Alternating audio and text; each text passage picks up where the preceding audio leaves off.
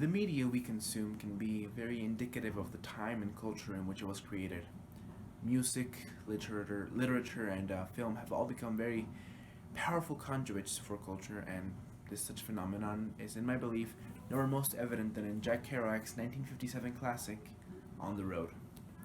On the Road, alongside Allen Ginsberg's Howl and William S. Burroughs' Naked Lunch, are widely considered to be the definitive essential texts which define the Beat Generation, which is a bit of a misnomer. As opposed to the standard meaning of generation, which is to say referring to a demographic cohort or group, the Beat Generation instead refers to this literary movement that explores and indeed influenced American culture and society in the post war era.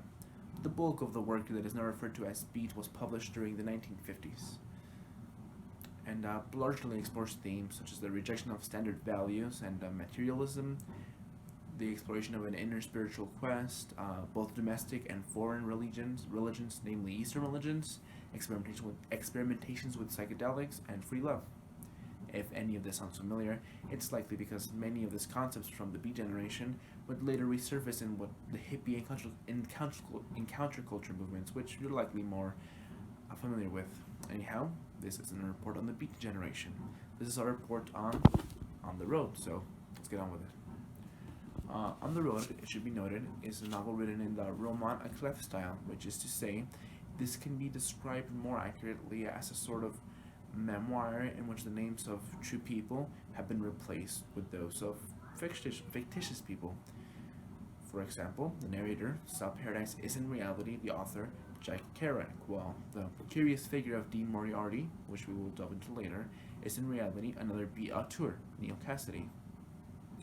There are countless other characters and their real life counterparts, which I could here list, but in truth, this novel slash memoir is really about two people, Sal Paradise and Dean Cassady, or in truth, Jack Kerouac and Neal Cassady, and the fascinating interpersonal relationship that goes between them, which is in reality the large driving force behind this novel and its merits.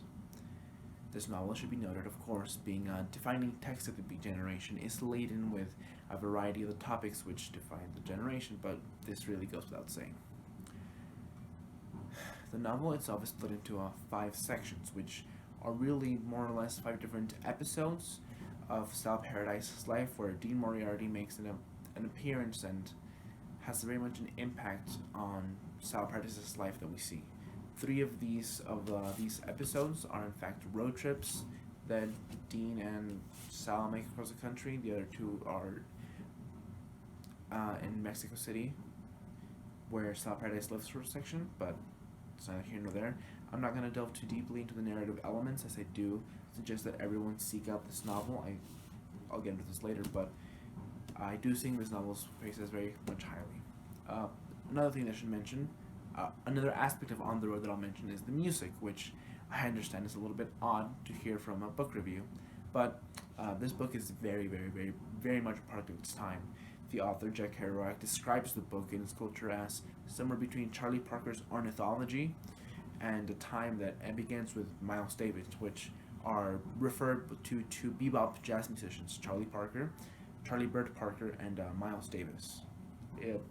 This book is very much ingrained with the culture of the time it was written, and indeed the culture that would go into birth, and very much the music as well. There are countless artists and individual pieces are in fact referenced throughout the novel. The characters attended a number of concerts, specific venues are named. It's so much so to the point where multiple playlists exist online composed of just the artists and individual pieces named in this book, and that is my express belief that the best way to consume this particular piece of media is listening to such music.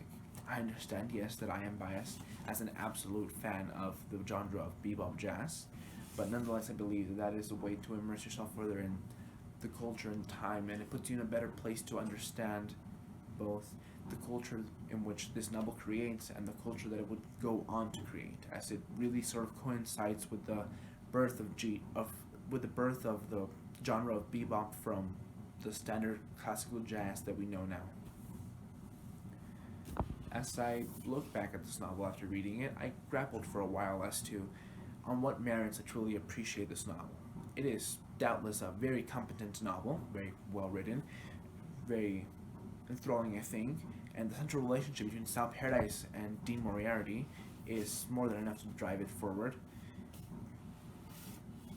It's it is a solid novel in my opinion, but there's another way to, in my belief, digest this, and that is as a sort of looking glass into the B generation, into this time. It is very much a product of this time, and the B generation to me being a fascinating period in movement, this of course serves to me as this fascinating looking glass into such a time, into the people, into the mind, into the journeys that this generation espouses and promotes. And ultimately, I remain a little inconclusive as to how I believe this novel is best interpreted or consumed as merely a fantastic novel with its own merits, countless, or as the looking glass into a time past. Nonetheless, I urge anyone with even the slightest interest to seek it out. The journey that Jack Kerouac's on the road is one that may be ingested and interpreted differently, but one, nonetheless, that I believe is very, very much worth the while.